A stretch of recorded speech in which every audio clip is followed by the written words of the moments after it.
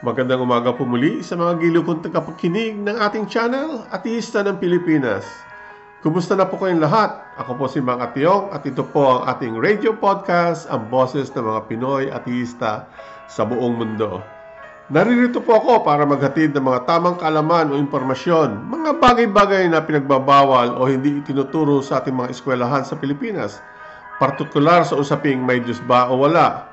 Dahil dito, ito ay ating advokasya o katungkulan na ibahagi ang mga kaalaman na ito para makasiguro tayo ng ating mga kababayan ay hindi maloko ng mga organisadong simbahan o mga peking grupo ng reliyon, lalo na ang ating mga kabataan na walang kamuwang-muwang tungkol sa mga bagay na ito. At sa gayon, sila ay makaiwas at magkaroon ng balanseng karunungan at makagawa ng sariling desisyon sa pagpili ng kanilang paniniwala sa Diyos. Sinabi ko noon na ang podcast na ito ay binubuo para patunayan natin kung may Diyos ba o wala. Ito ay hinati natin sa 4 na kabanata o yugto. Ang teolohiya, ang pilosopika, ang siyentipiko at ang teknolohiya.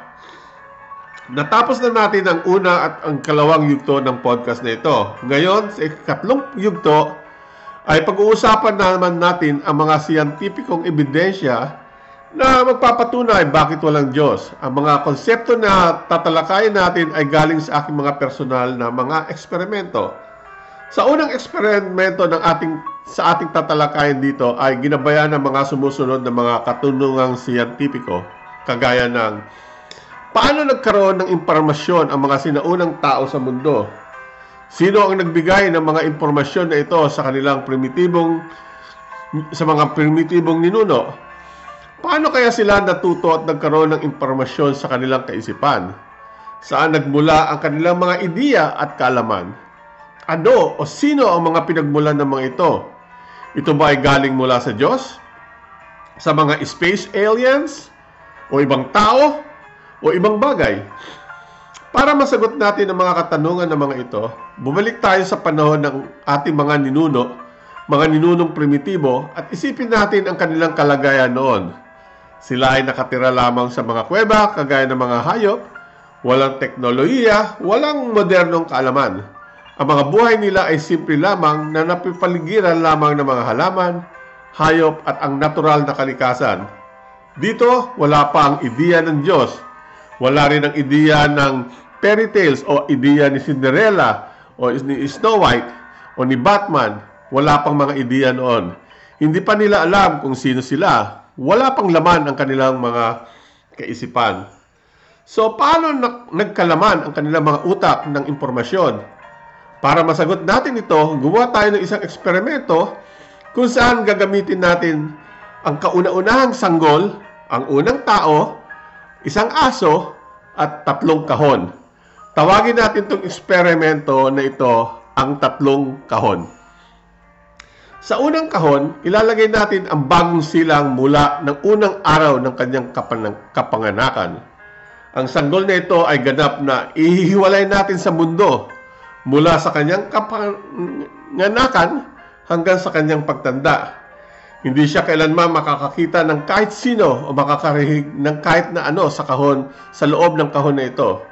Wala ni isang bintana o lagusan ng kahon na kanyang kinalaglagyan. Ibig sabihin, wala siya sa mundo. Ang lahat ng kanyang pangangailangan, kagaya ng pagkain at tubig, ay ibibigay sa kanya hanggang sa paglaki niya. Unti-unti, kagaya ng paraan nang nabuhay siya sa loob ng sinapupunan ng kanyang ina. So siya ay hihiwalayin natin sa mundo. Sa pangalawang kahon, dito naman natin ilalagay ang unang primitibong tao sa mundo. Ang unang tao. Siya ay ihiwalay din mula sa kapanganakan hanggang sa kanyang pagtanda. Subalit, ang kahon ng kanyang pinaglalagyan ay hindi kagaya ng sanggol, kundi ang natural na kalikasan mismo. Ang lugar kung saan ito ay napapalibutan ng mga halaman, hayop at mga ibang bagay na buhay at hindi buhay. Siya ay malayang gumamit ng kanyang mga mata, ng ilong, tenga at ibang parte ng kanyang katawan. So ito ang pangalawang kahon kung saan ang unang tao ay nasa loob nito.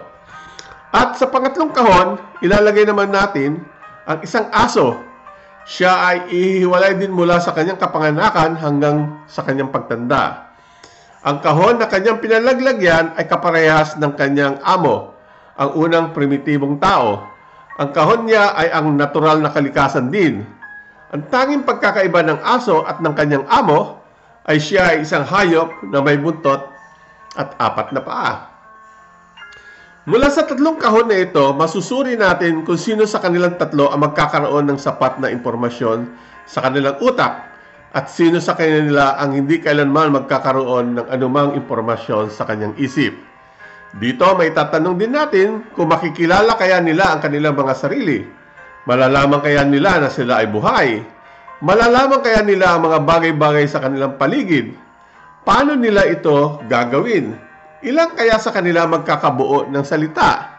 Kung ang mga salita na ito ay hindi ipiniliwanag sa kanila, paano kaya nila mabubuo, malalaman at maintindihan ng mga bagay na ito?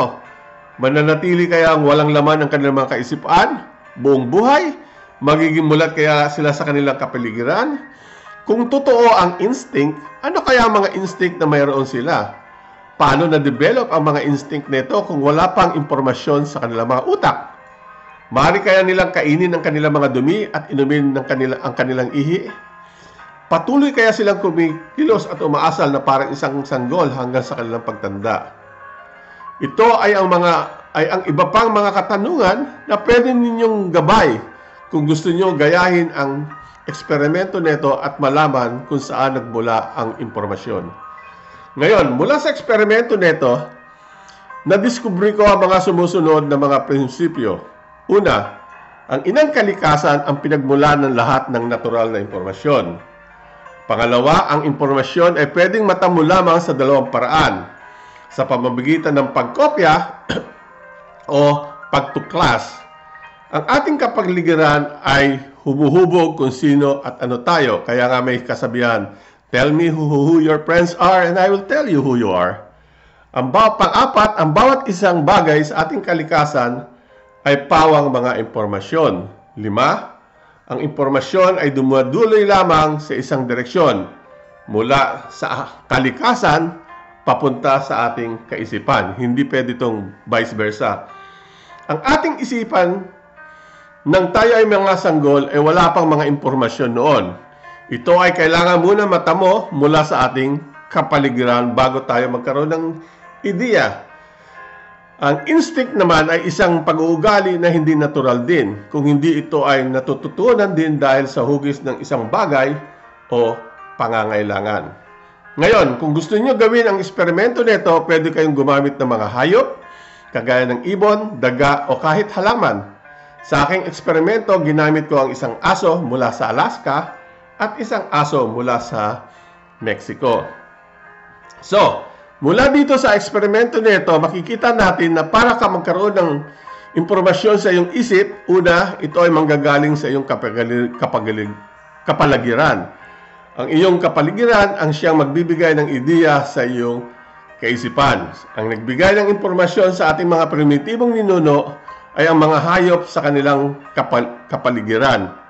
Pangalawa, ang impormasyon ay nakukuha lamang sa 2 paraan, pamamagitan ng paggaya o pagdiskubre.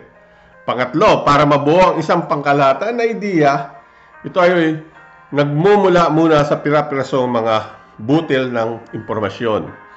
Pang-apat, ang kaalaman ng tao ay hindi galing sa Diyos. Dito, pinatunayan natin na ang impormasyon ay hindi galing sa Diyos. Kahit sa Biblia, ito ay hindi man lang nabanggit na ang Diyos ang nagbigay sa tao ng impormasyon. Sa kanilang mga kaisipan, mula ang tao ay isinilang. Kahit sa Romans 11:36, sinabi na ang lahat ng bagay ay galing sa Diyos. Subalit, hindi ito sinasaad na ito ay ang impormasyon. Sa Proverbs 1:7, ang takot sa Diyos ay simula ng kaalaman at hindi dahil sa impormasyon. Kaya ang kabangmangan ay sapat na para sa Diyos. Kaya maraming mangmang ang hindi naniniwala sa Diyos. Ang pundasyon ng kaalaman ay pwede lang mabuo kung ito ay manggagaling sa mga bahagi nito, mga pira-pirasong butil ng impormasyon. At para magkaroon ka ng impormasyon sa isip, Ito ay pwede mo lang makuha sa dalawang paraan. Una, mula sa paggaya, kagaya sa ating mga magulang, sa ating mga guro, sa ating mga kalaro, sa ating mga kaibigan, sa mga hayop, sa ating kapaligiran. Pangalawa, mula sa pagdiskubre, kagaya ng ang apoy pala ay nakakasunog ng daliri, ang matulis na bagay pala ay nakakatusok, ang lasa pala ng ihi ay lasang asin. Kung ang pundasyon ng ating kaisipan ay galing sa inang kalikasan, ibig sabihin, ang lahat ng ideya ng tao ay galing sa ating mga kapaligiran. Kaya ang ideya ng Diyos ay galing kung saan tayo ipinanganak, saang bansa tayo lumaki, at ano ang kultura ng ating kinagisnan. Kaya ang mga Intsik ay may sariling Diyos at ang kanilang Diyos ay mukhang Intsik dahil sa kapaligiran nila ay binuo ang kulturang Intsik. Ang Hapon naman ay may sariling Diyos din at ang kanilang mga Diyos ay mukhang Hapon dahil ang kapaligiran nila ay binuo ng kulturang Hapon. Ang mga Bombay ay may sariling Diyos din at ang mukha ng mga Diyos nila ay kamukha rin nila dahil sila ay pinanganak sa bansang kanilang kinagusnan ng habang buhay. Ang Pilipinas naman ay may mukhang Amerikanong Diyos dahil ang relihiyon sa bansang ito ay galing sa mga Amerikano at kinopya lamang nila natin ang ideya ng Diyos sa mga puti. Ngayon, kung ang Diyos ang nagbigay ng lahat ng bagay sa tao, kagaya ng sinasabi ng iba na impormasyon, ibig sabihin siya rin ang nagbigay ng mga kanser at mga kardumal-dumal na mga sakit sa tao. Siya rin ang nagbigay ng mga kapansanan sa mga walang kamalay-malay na mga sanggol at kabataan na nagdudusa dahil sila ay sinilang na walang paa, kamay, bulag o pipi.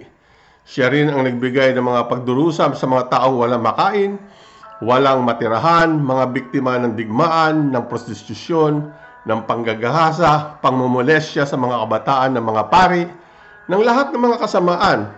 Kung ang lahat ng mga ito ay bigay ng Diyos, ewan ko kung anong klaseng Diyos ito na dapat paniwalaan at sambahin. Sa susunod naman na episode, pag-uusapan naman natin paano nabuo ang impormasyon sa kaisipan ng hayop, kagaya ng aso, at bakit importante ang kapaligiran sa paghubog ng ating mga kaalaman. Kung gusto niyo ulit pakinggan ang lahat ng mga ebidensya kung bakit walang Diyos, puntahan lang na po niyo ang iba't ibang episode na nakalista sa comment section natin sa ibaba. Alam niyo ba na karamihan sa ating mga pinag-aralan sa ating mga eskwelahan ay pawang mga hiram lamang sa ibang bansa, lalo na sa Amerika? Ang ating mga gawain ay halos kopya lamang sa ibang bansa.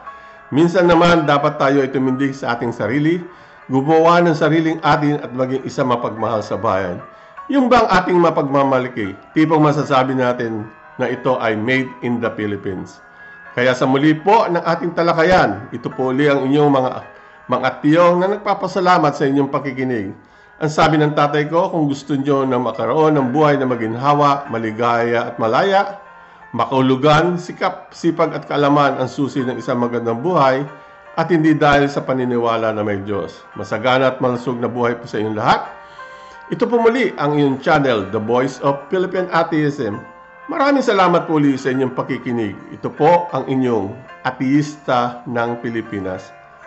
Mabuhay po ang Pilipinas. Salamat po.